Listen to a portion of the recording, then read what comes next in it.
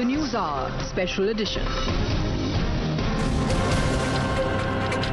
Hello and welcome. You're watching the NewsHour Special Edition, and it has been a special, or rather the last 48 hours have been a rather hectic and frenetic to say the least. India pulled off an event of mammoth proportions, and how.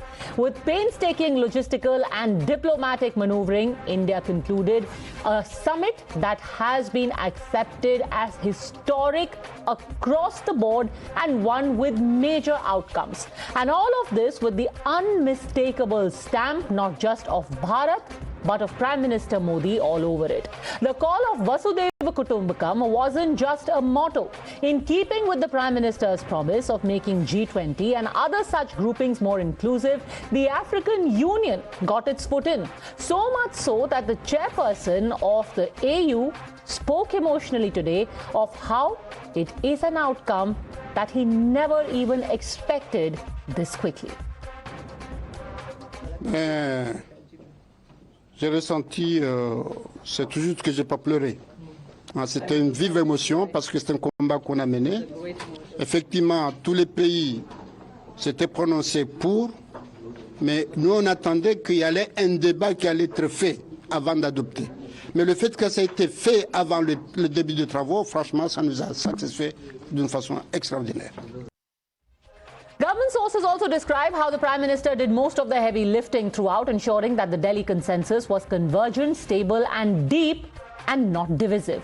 There was an effort to ensure that the sentiment in the leaders' room remained positive despite huge differences, not just on the issue of the Ukraine conflict, but also issues like trade, of climate change. Eventually, the much spoken of Delhi Declaration is being described as Modi ka magic and Modi ki guarantee.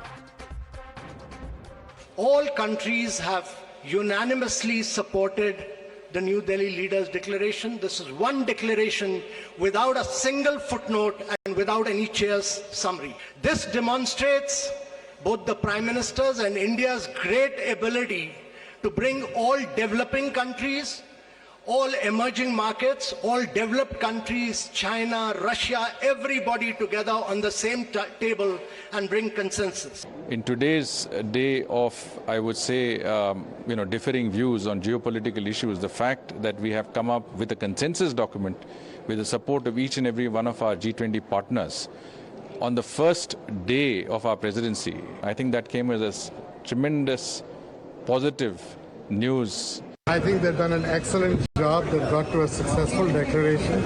I think the Prime Minister has done a great job on it. And I think the G20 have come together on a number of topics.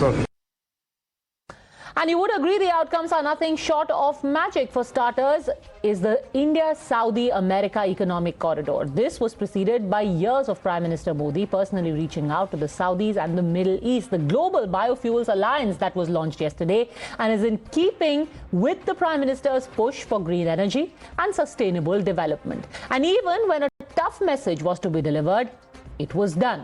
With the UK, which promised cooperation against Khalistani elements in their country, and Canada, which tried to talk about free speech but had the Riot Act pretty much read out to them. And then, of course, was the wording of the Delhi Declaration on Russia itself. This was like achieving the impossible. To take a line, given that Europe and America had a rigid stand on censuring Russia. Eventually, it did not happen.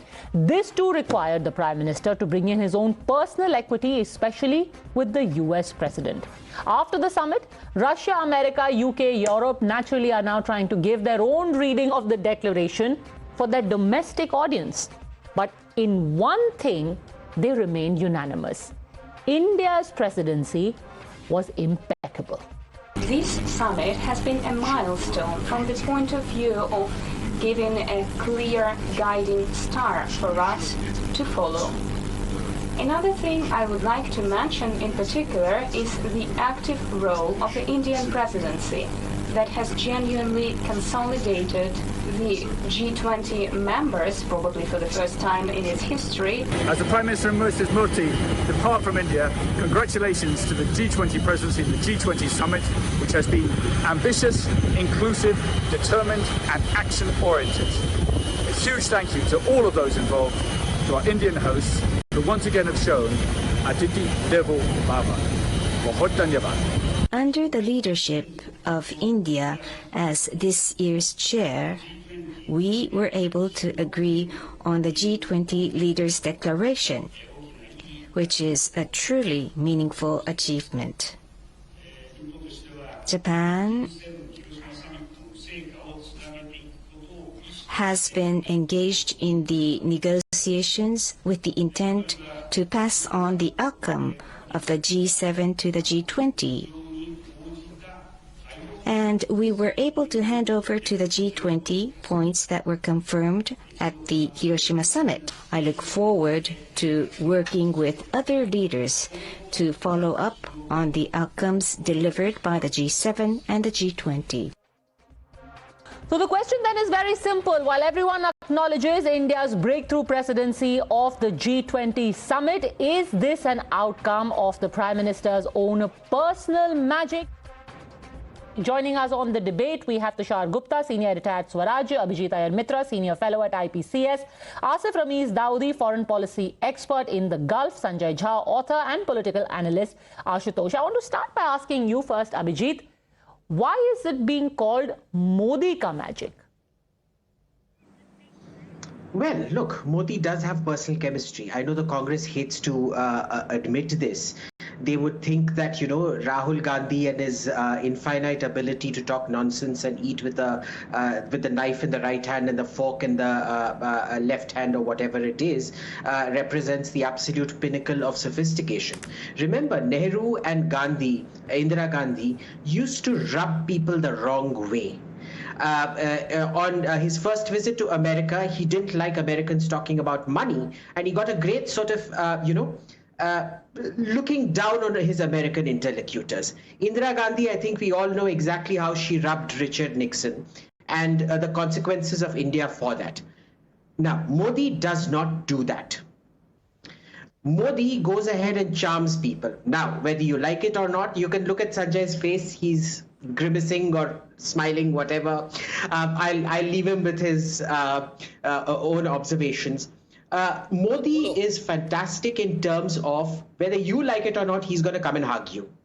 And whether you like it or not, he's going to make you his best friend. And at that point, the pain point of saying no to him becomes very, very high. Okay, so let's take it as a starting point. A hug goes a long way. Ashutosh, let's start with you. A hug goes a long way. And apparently that's all that was needed in the past 70 years, a hug, which didn't come. Look how many problems are solved. I think my dear friend should have immediately been appointed as a great marketing agent for the Mr. Modi. I completely agree with that, what he's saying. The fact of the matter is that Mr. Modi likes to hug every international figure except the politicians in the country itself. That speaks volume about his magic and everything. Let's not get into that. The fact today is that it is India which has arrived.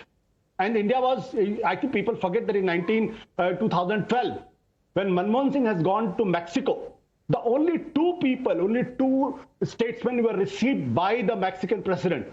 One was Hu Jintao and the other was Manmohan Singh, despite Barack Obama being there.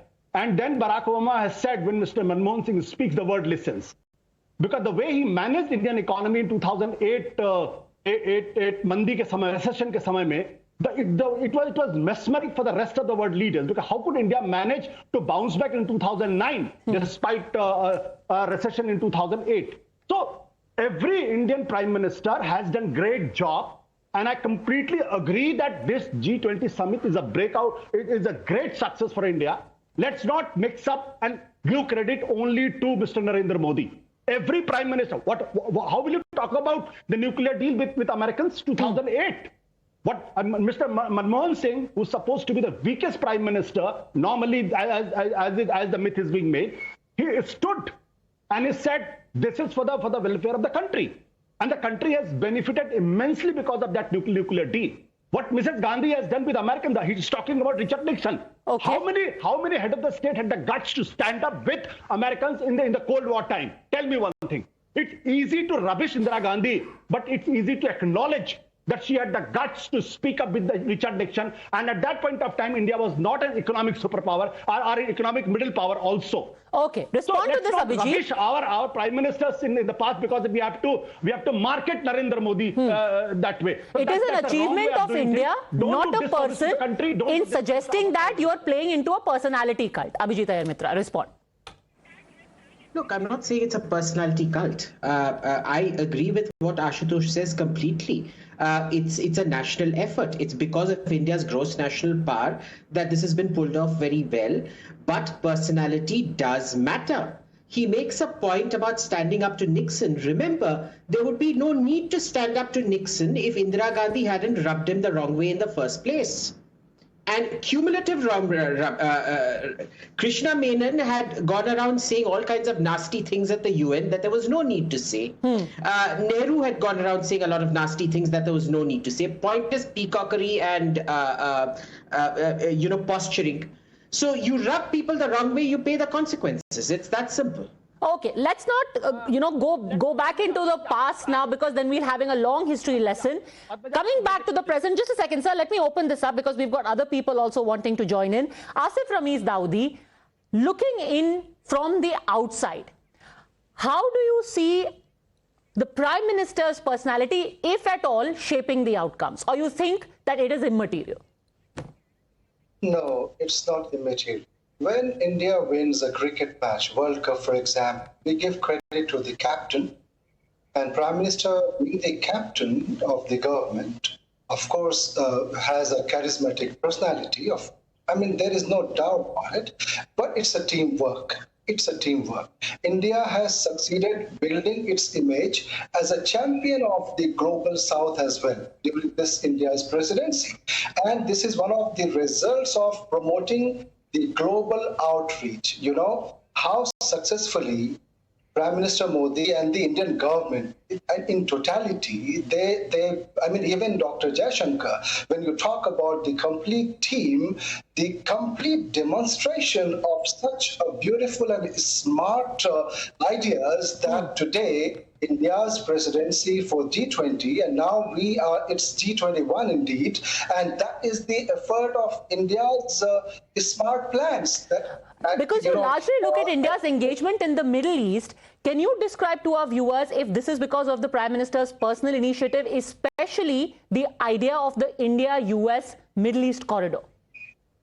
Well, when it comes to Middle East, I tell you, India has a very long historical relation with Middle East and Saudi Arabia, etc. But in these years, when you talk about Prime Minister Modi's personal engagement and the foreign minister's personal engagement with this region, you imagine, in this particular presidency and the guest list, we have, Oman, we have Egypt, we have UAE as the special guests. What does it mean? It is one of the best examples of, diplomatic success one can even imagine. And giving proper attention to this region, it has many, many reasons. And engaging with these three nations other than G20 members and Saudi Arabia as G20 member, and the great initiative which is, that is IMEEC, that is Economic Corridor, which is something which, the world is amazed. And this is something that is connecting the entire world, the idea that is when you say one earth. No, but the argument being made is, how is that dependent on who is Prime Minister? Anyone else also would have done it. Dr. Manmohan Singh would have also achieved it. Deve Gowda could have also achieved it. Chandrasekhar could have also achieved it. There is no doubt that anyone can achieve it, but there is something, an X factor there. And I may like Prime Minister Modi, I may not like him, but the fact is that the entire region in this Middle Eastern country, the kind of relation that we have enhanced, we have strengthened, it has some, a personal effect as well. Unless you have the quality of engaging with people, I don't say that other prime ministers didn't do that. But what is happening today, and every person has its own charisma, and you have, you may be pessimist, you may be optimist, you may think differently. We belong. This is something natural. But here, when it comes to Prime Minister Mr. Modi or even Dr. Jaishankar or even the entire government, I'm telling you, when the leader is leading you to the right path, when you have vision, when you have plans. For example, I'm giving you another example of Saudi Arabia. We have such visionary leadership here. And it's because of the Vision 2030, that we can see this corridor here. We can see the bilateral that is happening between India and Saudi Arabia. We can see how UAE is taking part in that. We know about the CEPA, that is Comprehensive Economic Partnership Agreement. We have lots of examples. It doesn't mean that the world started, the relation started only after 2014, but there is an impact, there is an effect that when you plan things well, when you have a vision, when you think about the larger interest of the nation, maybe there are some other issues within the domestic issues, but when you come to international issues, I can just say, staying outside, that the impact that we have seen, the flag that is, it's flying so high in the sky, that is all because of the proper planning. Okay, Sanjay Jha, respond. There in the past, and it's people have rightly said that diplomacy is a relay race, just like sciences. That's what was said about Chandrayaan also. That's what is being said about G20 summit also. It's a relay race. But it's just that in the present case, the final runner really took you across the finish line with a spurt. That doesn't make the final runner the fastest athlete, Pankaja. But let me just answer your question very succinctly. I will request not to be interrupted. I'll take the shortest time amongst all the speakers so far. Number one, I read an article by a very eminent economist who writes, by the way, for the Times of India Group as a resident economist, who's pointed out that actually in this G20 activity, the government of India spent over 121 billion US dollars or 1,000 crores in promoting Mr. Modi.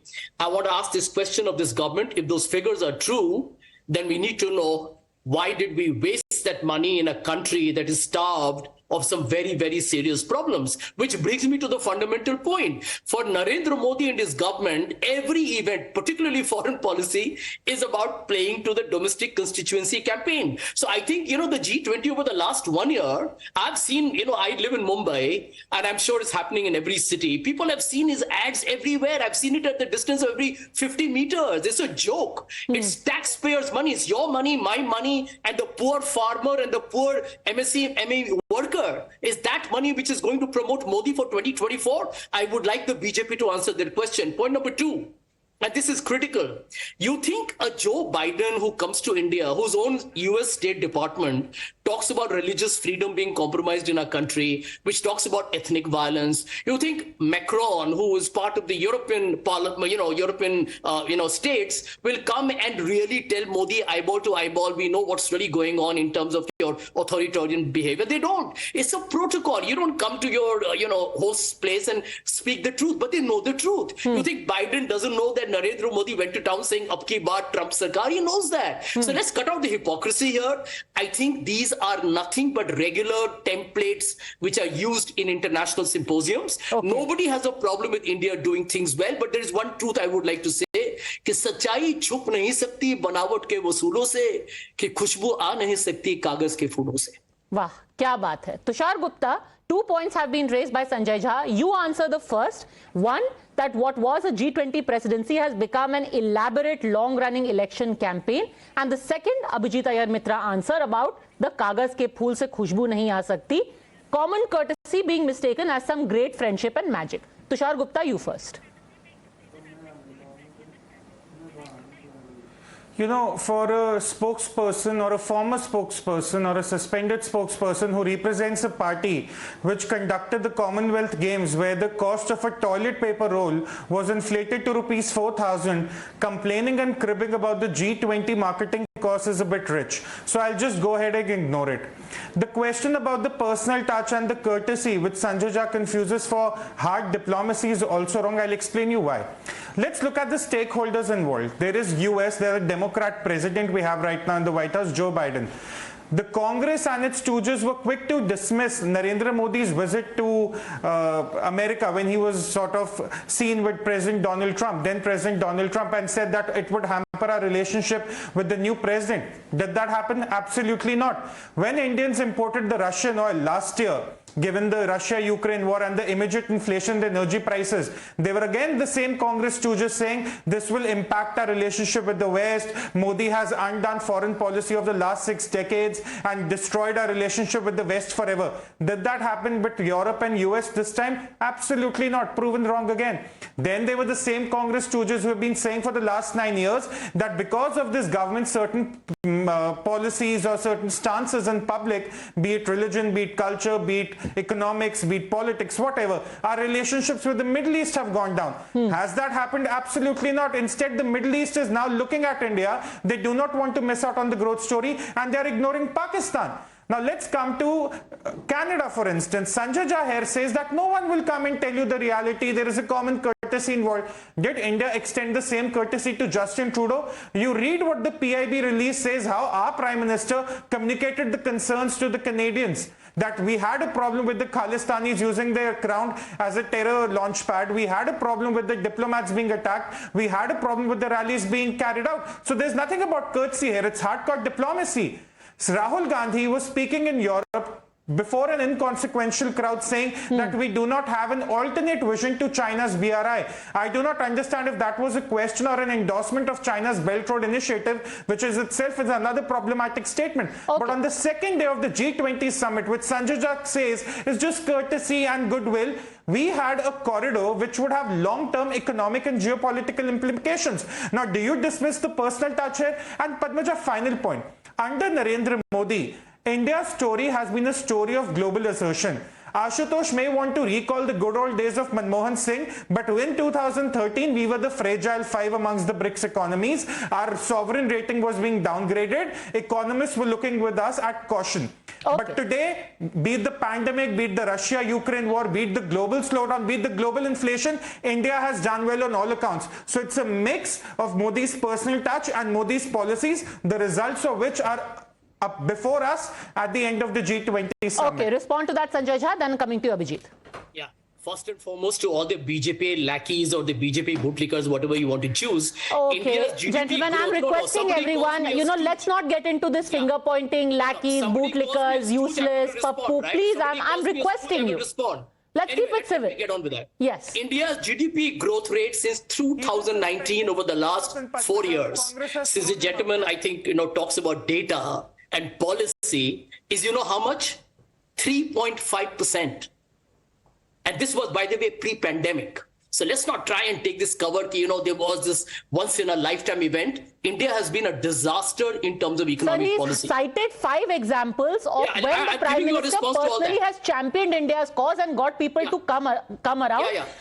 Classic case in the present instance is that of the language on Russia. In Bali, people were censuring Russia by name. Now India has managed to get a consensus without having Russia mentioned. Okay. Surely somebody played a part there? Who do you think played a part there? I'll tell you, Padmaja, who played a part. I heard a gentleman, I can't see him on my screen, unfortunately, who's from Saudi Arabia. Mr. Daudi. He will know, I think he will know that Saudi Arabia literally threatened a diplomatic boycott of India after a BJP spokesperson said something highly provocative. In fact, if I'm not mistaken, the entire, Islamic or the Arabic councils in the Middle East threatened a complete diplomatic embargo under Mr. Narendra Modi's government here.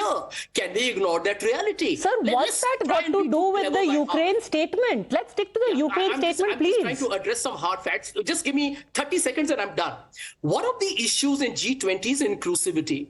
Do we want to know that in India, in economic inclusivity, under Mr. Modi, you have 1% of Indians owning a minimum of 40% of the country's wealth, and we see the crony capitalism in the story of the Adani Group every day.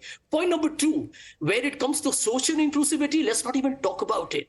The abuse of the minority communities in India, the harassment, the lynching, the threats, Manipur, Haryana, you saw Chetan Singh on a train. Mr. Jha, I asked you a simple and straightforward question which you promised to answer me.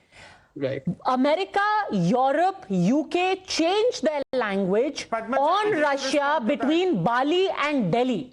Who is responsible for it? Just answer that. Well, let me give you a simple answer to that. And I'll give you the answer as an outsider. I'm not part of this government.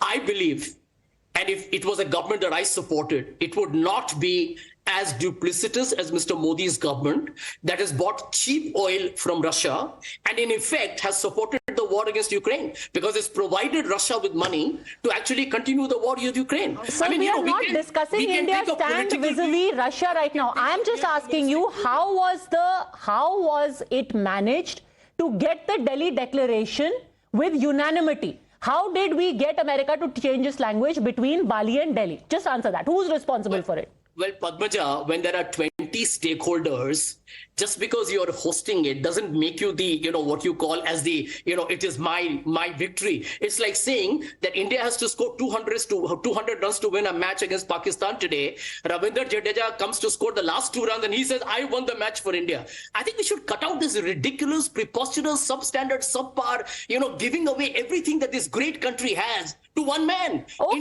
we will not do that. Just answer the one question. Just answer the one question. Who is responsible for change in language? Name a name. Say Rishi Sunak. Say Joe Biden. Joe Biden had a change of heart and said, no, I don't want to censure Russia by name anymore. I think we should just go easy. So tell me, can I ask you a counter question?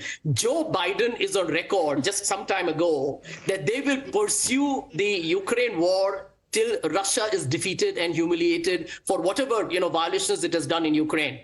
How are you looking at a G20 statement as a shift in political or diplomatic or military options from America? I mean, we should understand that there are certain statements made, and I'm not against what G20 does. They're doing, I think they have the right interest. But if you look at the history of G20 communiques, they have failed to deliver, and that's a hard reality. Just a statement is paper, Abhijit Iyer Mitra. Did you manage to stop the war in Ukraine? What a failure, colossal failure. Padmaja. Just a second, I'm coming back, Tushar. Yes, Abhijit. Do statements ever stop wars, Padmaja? I'm yet to come across a single statement that has ever stopped a war. At best, you have Chapter 6 and only resolutions under Chapter 6 of the UN Charter. Even under Chapter 7, it doesn't work. So it has to be under a Chapter 6 resolution of the UN that stops a war. Now, since Sanjay has spoken about everything under the sun except answering the question, am I allowed to talk about my cat and the role that my cat played in getting the agreement in on the Ukraine-Russia war? No, most definitely you are not. What happens? Now, let's be serious because I'm not going to sit around beating around the bush like Sanjay.